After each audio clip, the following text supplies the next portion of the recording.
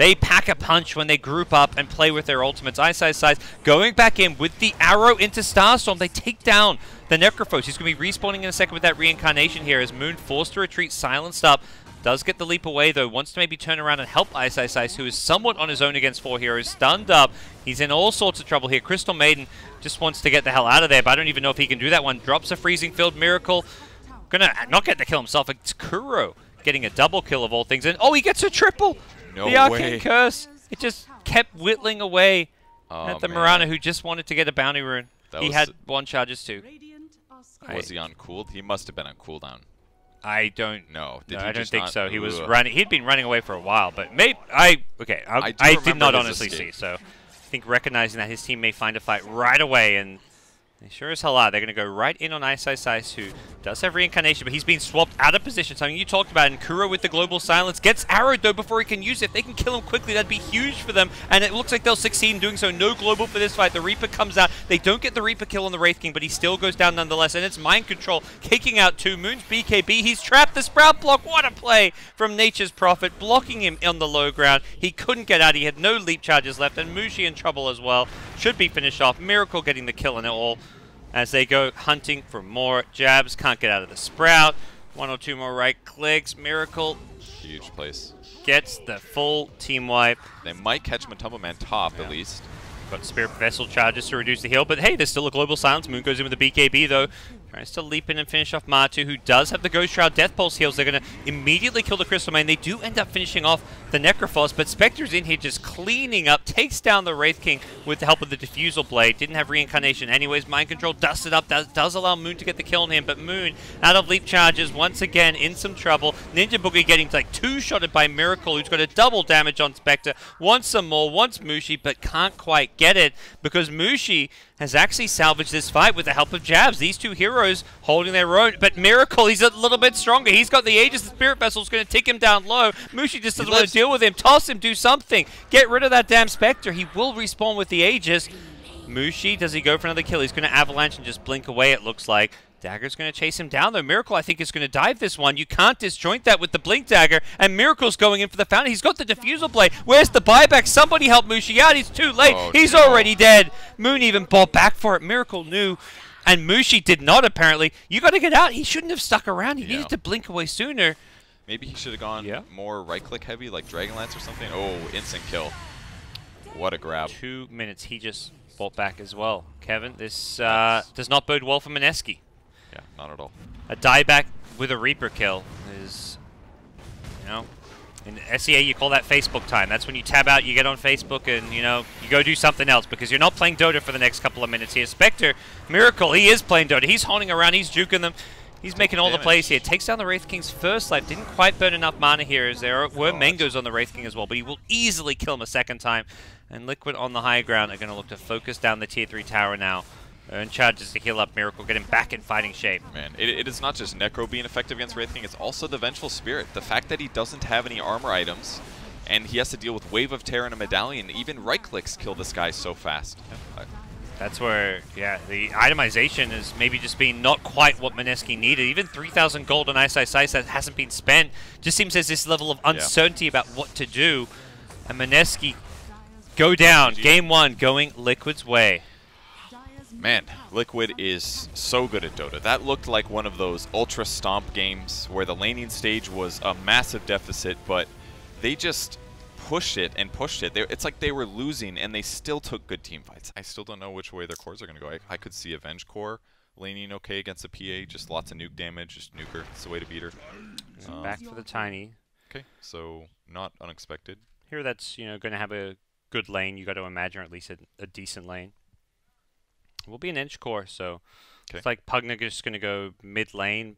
It's not worth ruining your laning stage for that. Is this going to be the first blood? He does start, or immediately turn around to run back to his tier 2 tower, but he looks done for here. He's being body blocked perfectly by GH, and there's no avalanche, so first blood was so close for Mineski, but it ends up going the way of Liquid's GH. No, he's got 12 CS, which is decent, but not amazing. Fissure block mid. Matu doesn't actually get stunned by this one. He just gets blocked off. Moon falls off with an Avatos and will find the kill. So nice block from Jabs, even if he doesn't hit the stun. Back at top, though, Ninja Boogie once again. We've seen this story before. And Mineski are just coming to hate this story as they go down once again. Their biggest nightmare is this top lane. And even though he can still get last hits with Dagger, all it's doing is fueling mana for the enemy heroes because they both have magic sticks. We'll see what happens here as we unpause back in the game. The swap is there. Moon Avalanche doesn't actually hit Matu as the toss goes flying as well. Moon getting brought down very low. The Reaper doesn't get the initial kill, but does still... Oh, they ward blocked themselves. Oh, that's They can't get through. And Jabs is like, I'm on the wrong side of this one, but they get 2 kills out of it. It could have just maybe even been even better if the wards were not blocking that pathway there.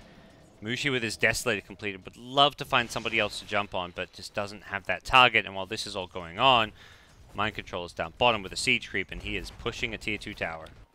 Dire Scan not going to spot this Liquid rotation. They smoke all the way around. Moon's going to be the one on the high ground here. Immediate swap as Kuro puts himself in the firing line, gets the Matu Pugna back out to safety, and Necrofrost is just going down to all this magic damage. Liquid are just melting Mineski. They take Tiny out with the Mind Control and Impetuses. They've got 4 dead immediately. The 5th Jabs is teeping out from the trees. GH couldn't quite find him, and that fight was just over in seconds. Yeah, it was really cool how Liquid did it, though. They left Miracle on the top lane with his Weaver. But a high ground ward that gets immediately removed, and all Mushi can do is split push the mid tier 1 tower, trying to get all he can. The Reaper completely getting negated. I don't know if Mineski had seen the Aeon Disc. They sure as hell didn't play like it because they just wasted the Necro ultimate. Weaver's gone chasing in, looking for Moon. Won't find the kill because he gets hexed up. The swap back going to catch out Ice. That should be the death of him. And the Serpent Ward's being placed, but don't really see them doing a whole lot here. They can be cleaned up if Liquid want to commit for them. On the backlines is Miracle, who's just having a field day with these heroes. I mean, at least they put the wards down. It's going to clear the creep wave at least, so they can't easily just hit buildings. They're losing some health here. Here comes the burst, and no, he's going to live. Surviving, gets a Spirit Vessel charge as well. The Echo Slam is there, though. Jabs will save the day with this fresh picked up Blink Dagger. Gets a couple kills. Will pay for it with his life, though. And the fight not over just yet. Ice has gone charging into 3 heroes, and that's not a place you want to be. Not with a Spirit Vessel charge on you. No heals for you, say Liquid. Boulder Smash not even needed. Just goes flying through his corpse. Puts Mineski on the back foot. They've still got PA and Tiny alive, though. Removed any second now. Oh, they go in as it expires. Does cancel the heal here. Miracle has to be very careful. He's just lost all of his health. Lost his Aegis as well. Moon brought down, though. He overcommitted to try and go for that Weaver. He timed it perfectly with the Roche timer, but didn't have the detection to bring down the Weaver. And now Enchantress, MKB. Ooh. Big crit from Mushi with a fissure. Actually brings down the Enchantress, but pays for it with his life. And Liquid are on the high ground with 4 dead for now. 1 respawning soon, but they'll get the melee barracks. You can really feel the impact of them being a little bit too far behind. If they're able to kill the Pugna instead of having to commit an Echo Slam, then you can save the Echo for another hero initiation or follow-up. But they're just having to spend a few too many spells to try to catch up here. He's going to feel comfortable committing to fights, but he does still have to worry about Enchantress right clicks. With the Monkey King bar, he's going to be able to hit Impetuses reliably through BKB, and that's all pure damage. Can they blow up the Weaver? Miracle, Blink, Echo, Totem, Fissure. Can they get a crit here? They get 1. It's going to be just enough to bring down the Weaver. Is that worth an Echo Slam? Probably, if they don't lose too much in the next 2 minutes. Nobody would expect that at the 30-minute mark from a team that's losing. And hypothetically, if Liquid does get grouped up, you could easily see them get wiped, not expecting that much damage. Mushi gets greedy for a tier 1 tower. He's just going to BKB. He needs to find a way out of this one. Goes for the TP. There's a swap, though, and I think Mushi perhaps thought BKB TP was unstoppable in that moment. Doesn't find his way out, and that's even his 10-second BKB being used. That's a giant mistake. It's the only way to explain that one. 10-second BKB, gets a tier 1 tower, still ends up getting killed by the enemy team. That was a tough one. Easy kill there, and that's going to make the high ground push a little bit easier. There's a Kuro throwback. 2009 Dota 1 days. Kuro feeling like a noob. Not feeling like a bit of a noob right now. He just outplayed Mushi, took him down in the top lane with the swap, and Moon's next. Swaps at the perfect time, mid-4 staff, so it cancels both of his mobility items and a guaranteed kill when he's that out of position. They can't even come forward and destroy the sentry. They want to get rid of these wards, but does pipe the buildings at least, so buys them a little bit of health. There you go. But there's a tiny buyback. How can they find an initiation? It's going to be hard. They've got a ward on the high ground. Jabs knows that they can see him. How's he going to find an opening? Yeah, this Nether Blast is just going to be just leading these racks in a couple of seconds here. Echo Slam goes in. It's just going to catch out GH here. No, it's actually going to include the Weaver. No, Weaver's outside. He gets away just in time. Mushi in full retreat here. Has a beetle on him, so he's being chased down. Only Earth Spirit dying on the Liquid side. Immediate buyback, as well as the Mineski deaths.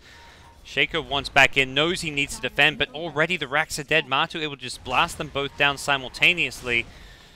Moon Force-Staffed out of the life drain, but Tiny with a Force-Staff does not feel good right now. 30 minutes in, you're down 2 full lanes of racks, and you just have no way to scale as a carry. They're taking building hits. They need to find an opening somehow, but they've got no Reaper Scythe. Yeah. They've got no Echo Slam. Maybe they're going to toss in their Earthshaker or something. That's what it kind of looks like.